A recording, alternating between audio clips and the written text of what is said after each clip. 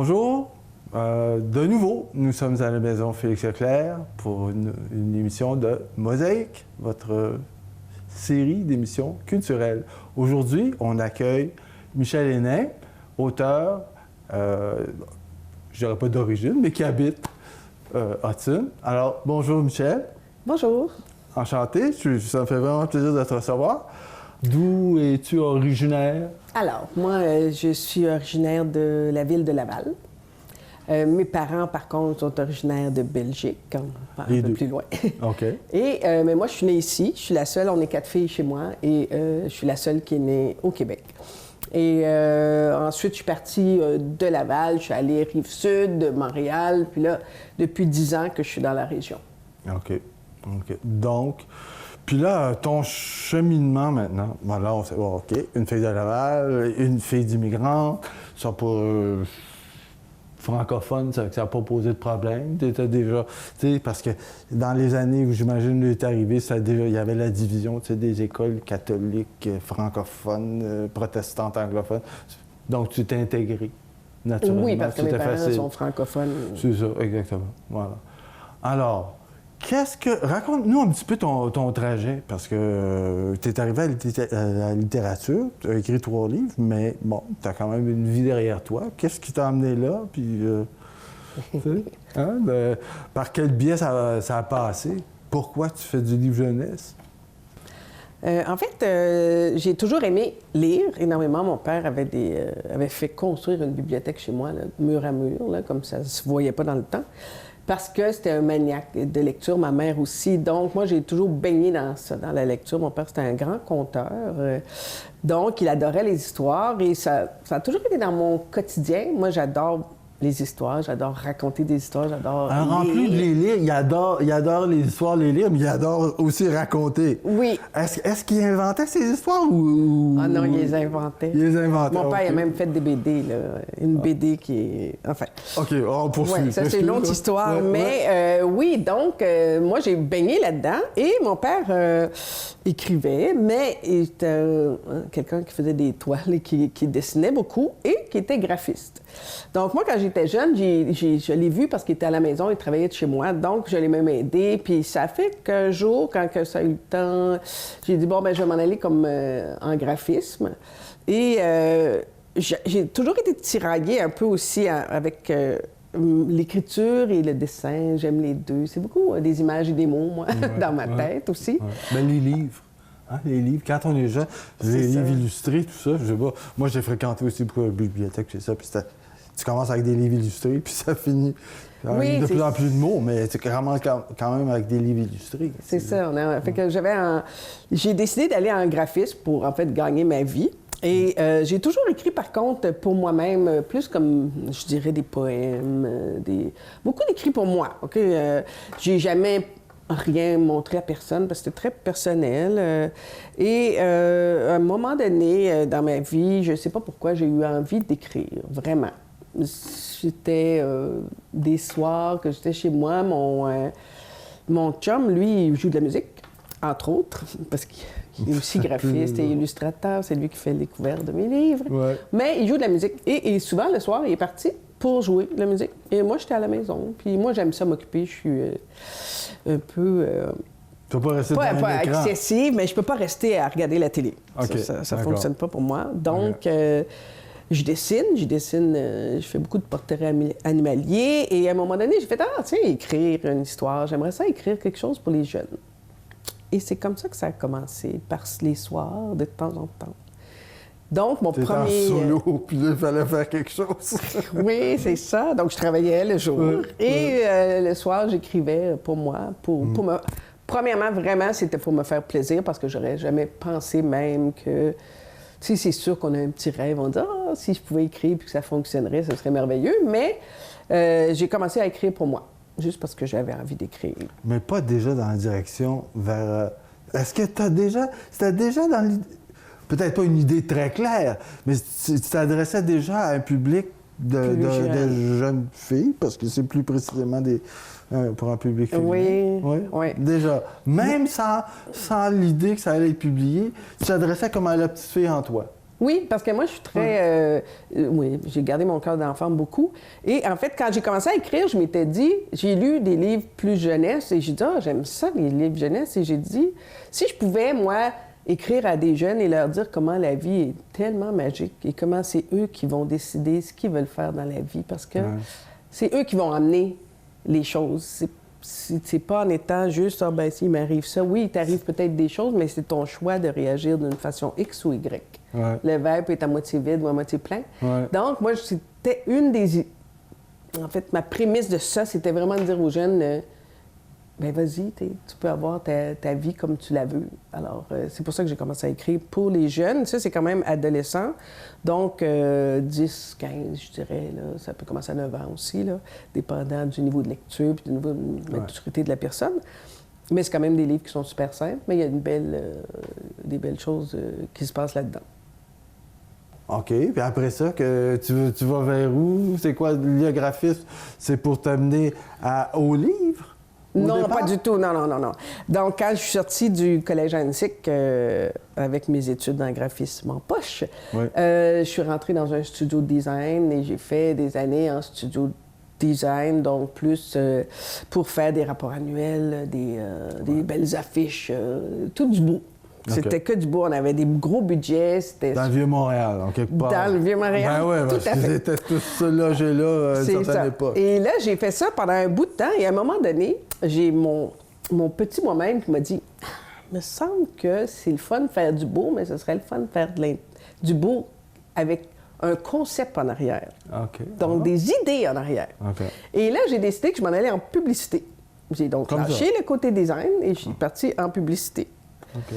Dans des agences de pub. Et là, j'ai vraiment dû creuser ma tête. J'étais directrice artistique, donc je faisais des concepts avec un rédacteur. On était toujours en équipe. Mais t'as passé de graphiste dans un bureau à directrice artistique dans une maison de publicité. Il me semble que le passage est surprenant.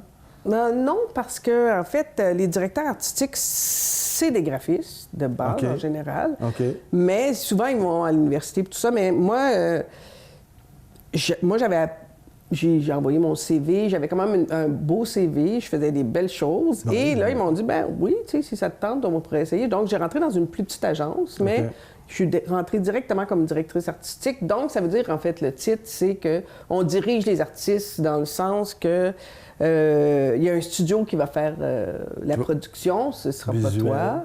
Toi, tu vas faire les idées, tu vas faire les maquettes, mais si tu as des illustrations, tu les donnes à l'extérieur. Donc, toi, tu supervises. C'est plus ça, en fait, la direction artistique un peu. Et le côté conception, moi, c'était ça qui m'intéressait. C'était d'aller trouver des idées. Et j'ai commencé comme ça.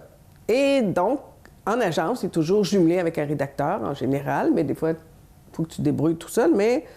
Avec quand je suis allée dans une plus grosse agence, qui était Marketel dans le temps, on était 2 personnes. Donc, il y avait une rédactrice, il y avait moi, on se mettait ensemble et on travaillait. Donc, elle me donnait des idées, des fois de visuels, et moi, je lui donnais des idées de titres. Donc, ça s'interchangeait. C'était comme vraiment une boîte à idées. C'était super intéressant.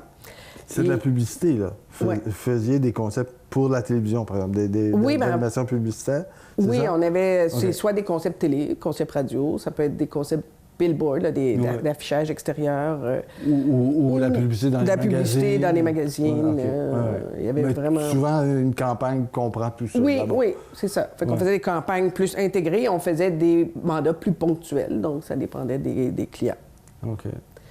Et c'est comme ça que j'ai décidé de... Je suis restée quand même un bon bout en agence et à un moment donné, j'ai eu un épuisement professionnel et il a fallu que je prenne un petit recul et j'ai décidé de retourner plutôt à la pige, donc à mon compte. OK. Ce que tu continues à faire, d'ailleurs. Ce que je continue à faire maintenant. Tu continues à faire? Oui. À partir de Hudson? Tu as un bureau à Hudson? Oui. Je travaille de chez moi. Parce que maintenant, c'est facile avec l'Internet, tout ça. Donc, je travaille de chez moi et j'ai beaucoup de clients à Montréal quand même. J'aimerais ça essayer d'avoir plus de clients localement. Mais, ça implique moins de déplacements. Oui, mais c'est surtout parce que j'aime ça m'intégrer à la communauté, puis j'aime ça donner à la communauté aussi. Fait que je sais que quand même, j'ai beaucoup à apporter, là. Fait que je me dis, ben ça serait le fun. Fait que ça, c'est éventuellement dans mes choses que je veux peut-être essayer de... C'est les relations humaines beaucoup Oui, avec les gens. Puis j'aime beaucoup, moi, les gens du coin. J'aime la mentalité des gens. OK. Puis là, ben alors, bon, t'as un personnage, la série s'appelle... En tout cas, le premier s'appelle Jamais... Non, le premier, ça, c'est le troisième. 2, c'est mieux. Donc, à 2, c'est mieux. Finalement, de quoi qu'est-ce que tu racontes aux enfants? Alors, dans ce petit livre... C'est quoi l'idée qui est maîtresse autour de ça? Ça, c'est un livre... c'est vraiment un roman. Donc, c'est vraiment c'est pas des images, c'est vraiment 300 pages. Et l'histoire, grosso modo, de cette jeune fille-là, c'est une jeune fille qui est très complexée. Elle aime plus ou moins ce qui se passe dans sa vie. Elle se compare toujours à sa sœur.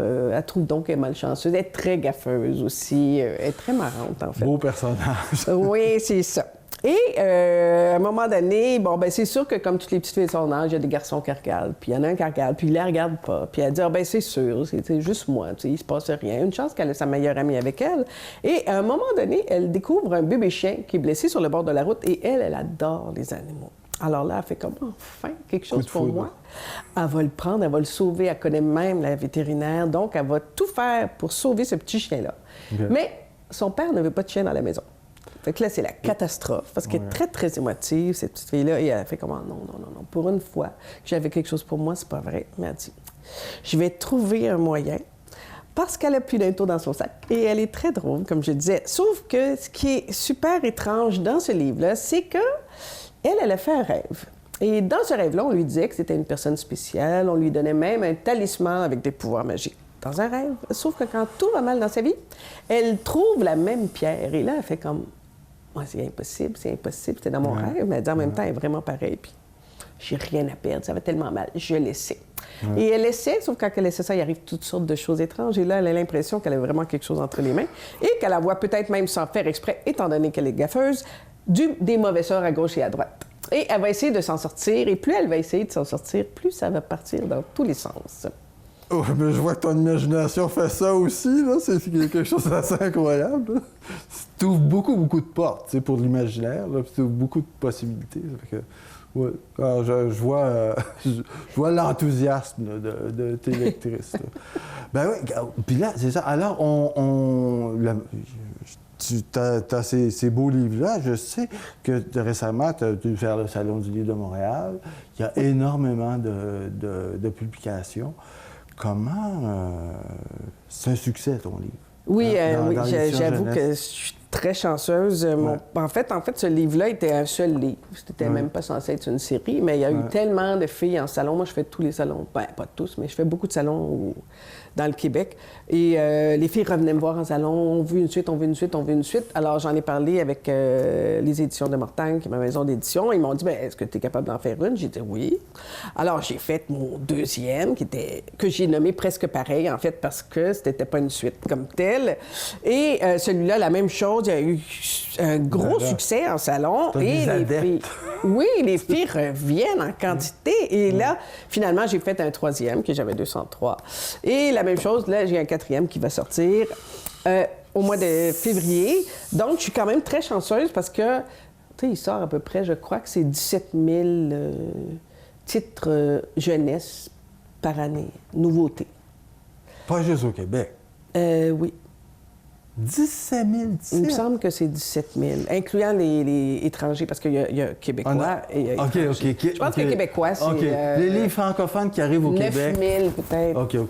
OK. Là, c'est ça, on parle pas de juste l'édition québécoise, on parle de toute l'édition francophone qui arrive dans le marché québécois. Oui, en fait, les 17 000, je pense, c'est même au Canada, parce qu'il y a quand même des trucs francophones au Canada aussi. Ouais. Mais non, il en rentre beaucoup. On va dans les salons du livre. Moi, j'ai déjà des parents qui viennent me voir et disent, bien, coudonc, y a-tu des livres pour adultes ici aussi, juste jeunesse? Il y a énormément de livres jeunesse. Ils sont gâtés, les jeunes. Ils ont des très beaux livres. Il y en a des pelletés. Donc, oui, je me considère très chanceuse de pouvoir quand même en écrire. Là, je suis rendue à mon 4e, donc c'est chouette. Là. C'est ça. Puis, tu sais, on parlait précédemment, avant l'entrevue, du droit d'auteur, puis c'est fou quand on réalise ce que ça rapporte d'écrire un livre, ce que ça implique comme investissement personnel, de temps, d'énergie, de don de soi, puis ce que ça génère effectivement en revenus, que tant de gens, sachant, mais peut-être qu'ils ne savent pas au départ, là, que c'est si peu rentable, là, mais sachant qu'est-ce que ça veut dire, bien, ça prend quelque chose, une raison qui est plus qu'une raison économique pour écrire. Ah oui, ça c'est sûr. Ça veut dire que... Puis tu dis, wow, il y a tant de gens qui s'investissent là-dedans, qui se donnent pour le public des jeunes. J'imagine qu'il y a beaucoup d'enseignantes ou d'enseignants qui doivent... Mais peut-être pas. Oui, il y en a quand même. J'en connais quand même aussi qui font ça, là, qui écrivent. Ouais. Oui. Mais je pense qu'on le fait parce que... moi, je le fais vraiment parce que j'ai envie de dire des choses. Tu sais, on laisse sa trace. C'est la même chose que quelqu'un qui fait des tableaux, comme nous, là. Tu sais, c'est sûr que c'est un investissement de temps. Le premier, je l'ai écrit sur une période de 5 ans, mais c'est sûr que j'écrivais pas tout le temps. Mais quand même, j'écrivais le soir beaucoup. 5 ans, ça a été super long parce que, à cause que j'écrivais pas assez souvent, je le réécrivais tout le temps parce que quand je retournais dedans, ben, je le relisais puis je changeais plein d'affaires. Fait que je l'ai dû le réécrire 50 fois.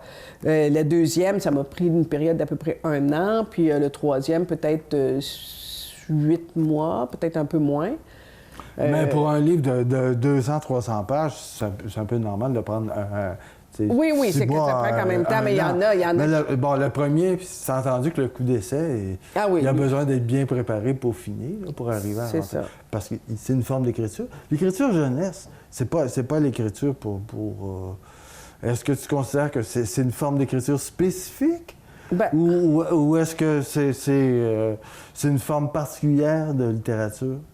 Ben, en fait, j'aime pas... en fait, je veux pas comparer dans le sens que les écrivains jeunesse, ils écrivent super bien. La seule chose, c'est que c'est sûr que, bon, moi, j'ai un public cible, donc il y a certaines choses que je vais pas parler dans mes livres. Ouais. Il y a un langage que je vais pas aller, je vais pas... Parce que pour préserver la jeunesse, en fait. C'est surtout ça. Donc, si on fait des albums, c'est vraiment plus petit. On va selon, on va avoir le langage aussi un peu plus simple. Ouais.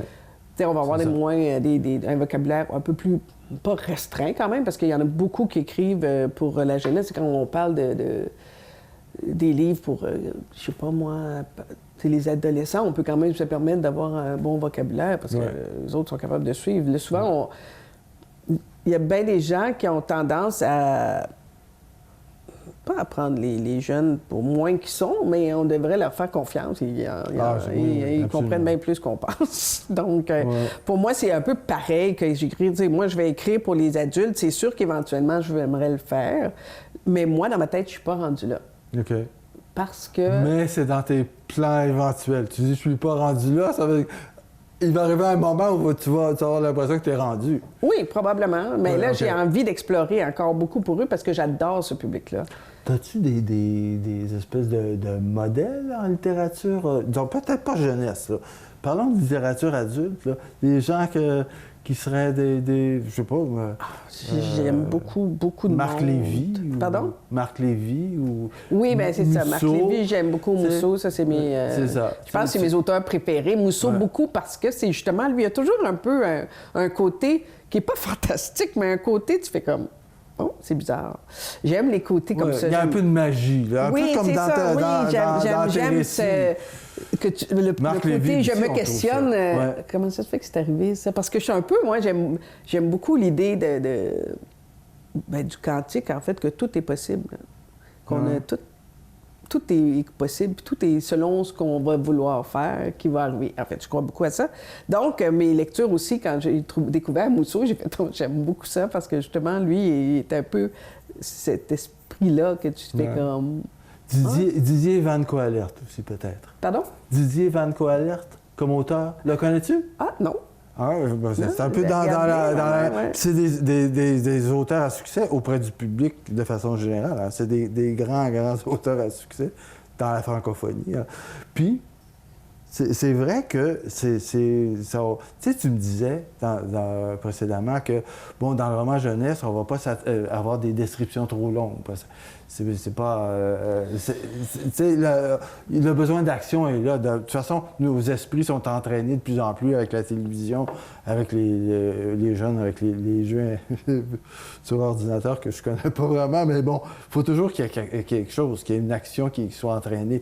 Je vois que ton imagination te permet d'ouvrir énormément de portes puis de créer beaucoup, beaucoup d'actions.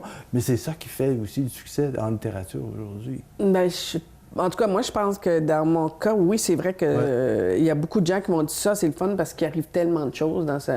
Tu sais, j'ai l'air d'en avoir raconté beaucoup tantôt, mais c'est rien, là, il arrive... Non, ben, je sais que ça n'était qu'une amorce. D'ailleurs, je ne tiens pas à ce que tu racontes toutes tes histoires. Il faudrait bien que le public s'intéresse. Oui, non, c'est sûr.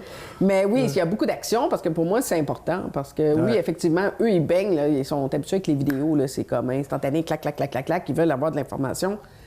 Fait que des longueurs, c'est pas inintéressant par contre. Je vais avoir des descriptifs parce que c'est intéressant qu'eux autres, ils forment parce que la lecture, ça fait que justement, on est capable d'imaginer des choses.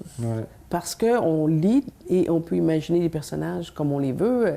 Fait que c'est important quand même. Mais je connais des écrivains jeunesse qui écrivent avec beaucoup plus de matière dans le sens de descriptifs, de toutes sortes, et beaucoup moins de dialogue, mais moi, c'est pas mon style. Moi, je suis publicitaire.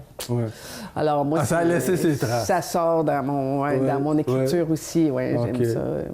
OK. Ben oui. Écoute, c'est merveilleux. Donc, tes projets d'avenir, tu poursuis, donc, il y a un prochain tome de ta série qui sort très, très bientôt. Oui, c'est ça, il va sortir. Est-ce que dans tes projets, tu as l'intention de poursuivre cette série-là parce que ton héroïne, finalement, l'identification est tellement bonne que tu es bonne pour poursuivre? J'ai beaucoup de difficultés à m'en défaire de cette héroïne-là, moi, je te dis pas qu'il faut que tu fasses ça. Et éventuellement, je vais être obligée probablement de m'en défaire parce qu'il y a quand même un niveau de temps là-dedans. Donc, moi, quand j'ai commencé à écrire le premier, qui était un livre tout seul, j'ai jamais songé à ça. Donc, moi, mon livre, il se déroule, mettons, sur une période de 3 mois, 6 mois. Bien là, ça l'a fait vieillir. Fait qu'à un moment donné, elle va être trop vieille pour mon public. Ou pour toi. Ou pour ta projection. C'est ça. Parce que je connais, il y en a qui écrivent quand ils ont beaucoup d'expérience, puis ils font des séries jeunesse. Bon, un livre, ça peut se passer en un week-end. Ou bien en une semaine. Donc, là, ils peuvent se permettre d'avoir 20 tomes, là, parce que la fille, elle vieillit pas. Mais ce que moi, je ne l'ai pas fait dans ce sens-là, parce qu'en fait, c'était pas censé être une série. Donc, c'est sûr qu'éventuellement, c'est possible que je bifurque, que je fasse autre chose. Bien, j'ai une autre série que je veux faire de toute façon. Tiens donc. Toujours s'adressant au public féminin? Oui, pas nécessairement. Pas nécessairement, mais au même groupe d'âge, par contre. Ça va être pas mal 10-15. Puis le roman adulte, ça va venir plus tard. Pardon? Le roman adulte? Oui. Le public... Oui, parce que j'ai trop d'idées pour faire la jeunesse. J'ai plein d'affaires. Donc, j'ai ma nouvelle série que je vais faire avec des chevaux. J'ai d'autres choses. J'ai plein d'idées qui s'en viennent. Donc... Ah oui, des chevaux, parce que un animal. Oui, bien moi, j'ai eu un cheval pendant 20 ans. Donc, je l'ai perdu l'année passée, malheureusement. Mais, Michel, on arrive au terme de notre rencontre. C'était très intéressant. C'était vraiment super sympathique. Je te remercie énormément. C'était fantastique. Alors, cher public, je vous remercie beaucoup pour nous accompagner dans les beaux moments que je partage avec vous, là, en conversation avec les artistes de notre région. Pour l'instant, on a rencontré beaucoup d'artistes. On a rencontré aussi éventuellement des gens qui sont surtout impliqués dans la culture, qui ont à cœur la culture ici. Puis alors, je vous donne rendez-vous la semaine prochaine pour votre émission Mosaïque. Au revoir. Merci. Merci à toi.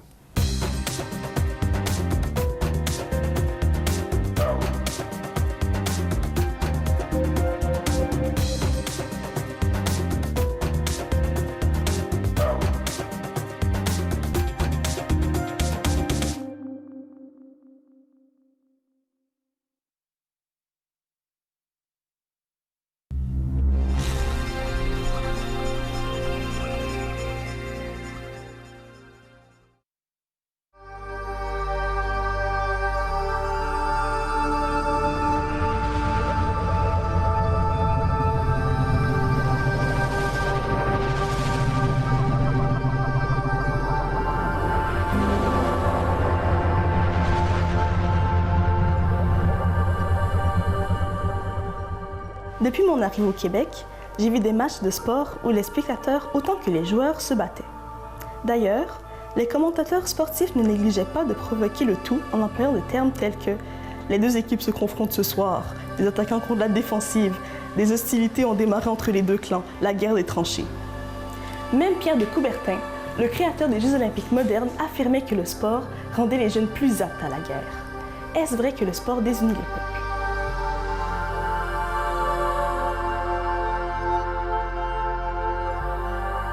Lors de mon séjour assis sur la télé, je me suis rendue chez des partisans français et croates lors de la finale de la Coupe du monde FIFA 2018 pour en avoir le cœur net.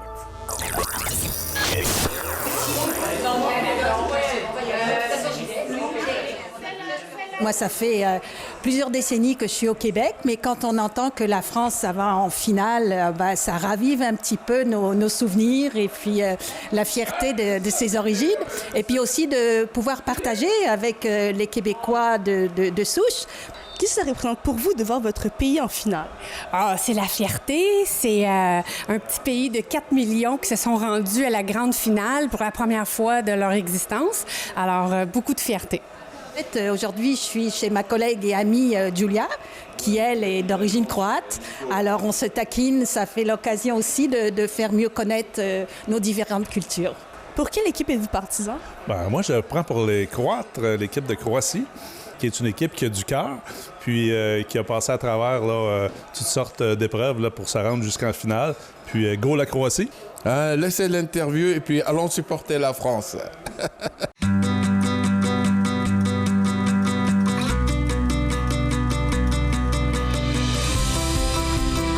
Malgré tout, on se rappellera surtout du côté rassembleur de M. de Coubertin.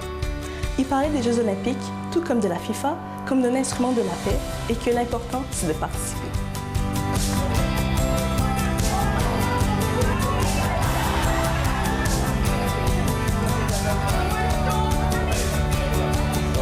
On est chez des amis, Julia, croate. On a bien mangé des saucisses croates. Donc, le fair play, on a gagné, mais quand même, on est avec elle. Malheureusement, la Croatie n'a pas gagné la Coupe du monde. Mais qu'avez-vous appris aujourd'hui? C'est que c'était la Croatie qui avait la balle plus que la moitié du temps, puis ils n'ont pas été capables. Puis les Français, oui, ils ont eu des buts, mais il y en a 2 de ces buts-là que c'est à cause des petites fautes de la Croatie. Alors, c'est les Français, bravo les Français, mais on a bien joué, puis je suis fière des Croates. Finalement, ce sont les Français qui ont remporté la Coupe du monde. Mais au bout du compte, tout le monde en sort gagnant.